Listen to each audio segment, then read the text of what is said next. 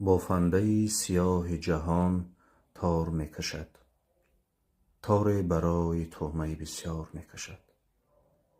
این تاره ایسی گشنه فقط فکری حمله است، یعنی همیشه نقشه آزار می کشد. هر پشه را به بستر خود می کشاند و در پشت پرده حلقه از دار می کشد. این گونه پشه های اسیر افتاده را تا کنج تار سینه دیوار می کشد. اطراف دامهای وی از خرمگس پر است، آگاه از این که تار چی مقدار می کشد. ای پشه ها که دور و برش بال می زنید، هشدار، او به سوی لجنزار می کشد.